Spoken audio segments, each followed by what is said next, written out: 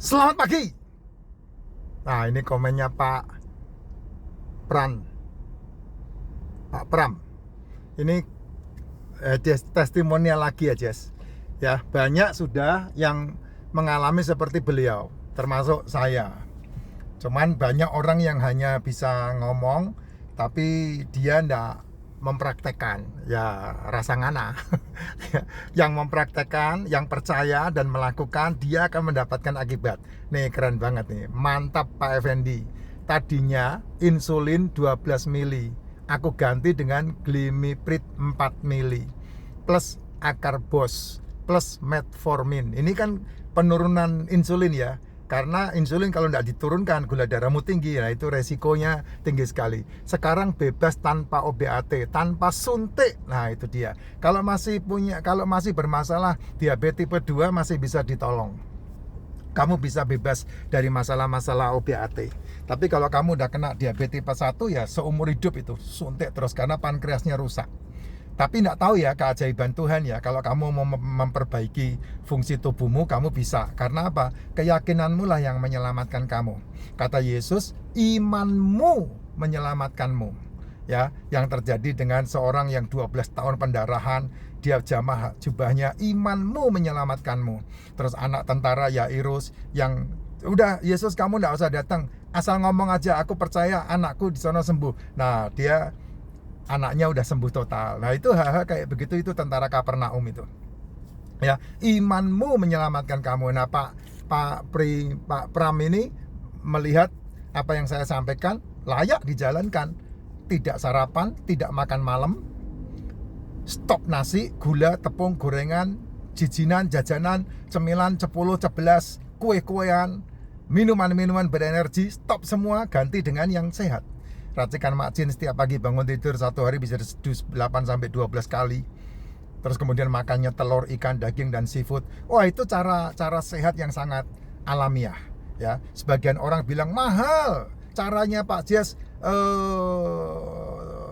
mentreat tubuh mahal. Mahal itu kamu yang bilang, karena kamu tidak menjalankan. Karena kamu hanya memikirkan apa yang tertulis di dalam angka, tidak memikirkan akibat dan apa yang efek dari semua yang dilakukan. Murah kalau kamu mau melakukan. Saya pertama kali menjalankan tahun 2019 tidak punya duit Pak.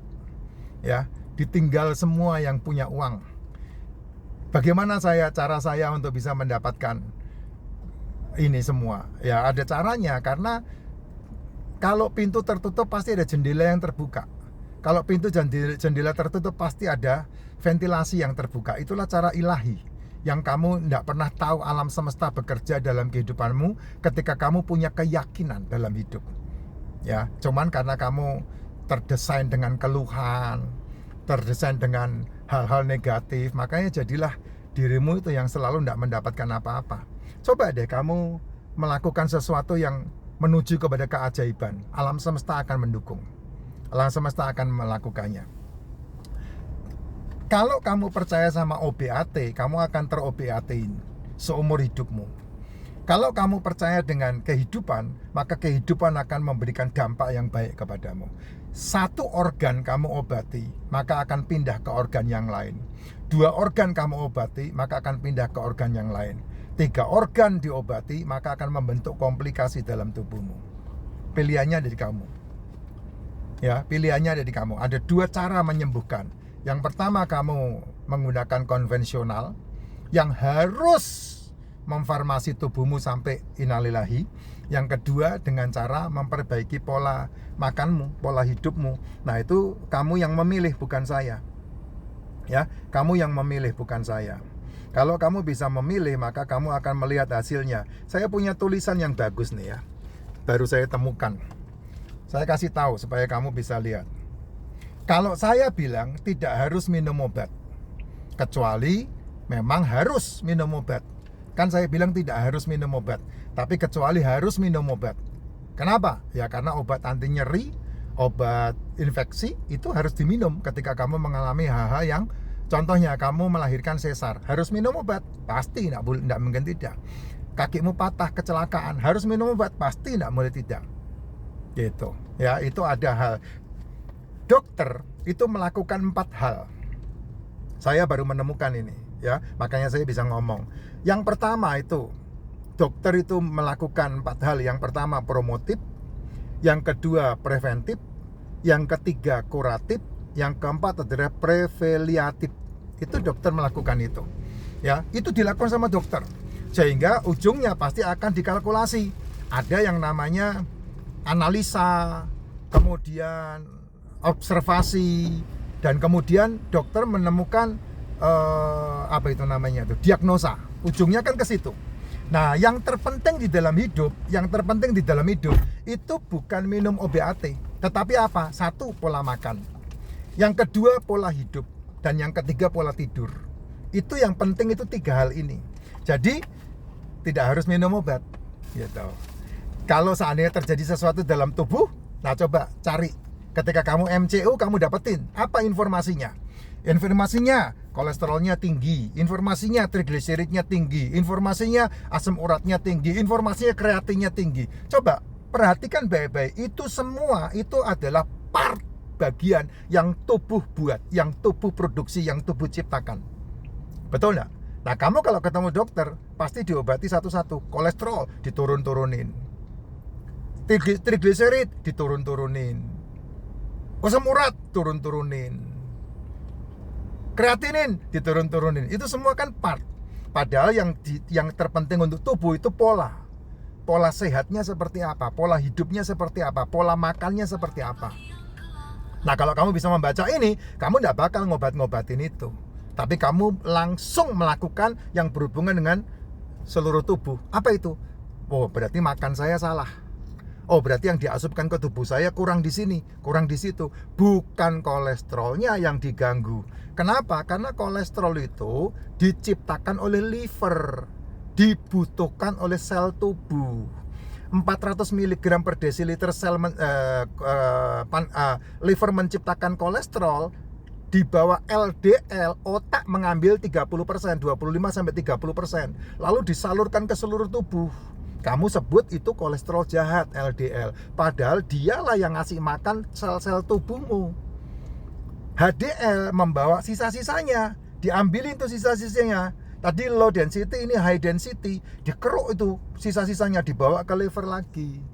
Gitu. Kamu sebut baik, gitu. Padahal dua-duanya bekerja berdampingan. Yang satu membawa dari liver, yang kedua membawa masuk ke liver. Itu HDL sama LDL. Yang diuntungkan otak, sel tubuh. Sel itu apa? Nih, dari ujung rambut sampai ke ujung kaki itu sel. Gitu. Hasil kerjanya liver, karena liver di dalamnya butuh gula juga. Ya, gulanya adalah fruktosa. Hasil kerjanya liver menghasilkan trigliserid. Kamu benci-benci trigliseridnya.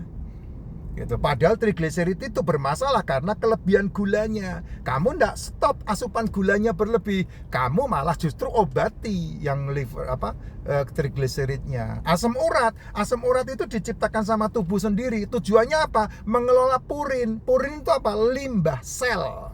Purin itu. Tapi kamu musuhin asam uratnya, padahal purin butuh asam urat untuk mengelola itu. Kenapa kok bisa berlebih asam uratnya? Karena kebanyakan gulanya di dalam tubuhmu. Bukan gulanya kamu kelola, tapi kamu musuhin trigliseridnya. Itulah sebabnya farmasi itu tidak pernah habis. Kalau cara berpikirnya seperti itu, karena memang itu didesain. Itu didesain oleh jurnal tahun 1916. Demikian juga yang namanya kreatinin. Kreatinin itu limbah otot. Nah, bagaimana otot tidak menimbulkan limbah yang begitu banyak? Latih ototmu, nge-gym. Pecah ototmu dengan cara apa? Nge-gym. Sehingga ototmu punya massa berlebih. Nah, massa yang berlebih itulah sanggup menghabiskan sisa-sisa cadangan-cadangan energi yang di dalam tubuhmu, sehingga kreatininnya tidak terlalu begitu. Sehingga ketika diolah sama ginjal, ginjalnya bagus.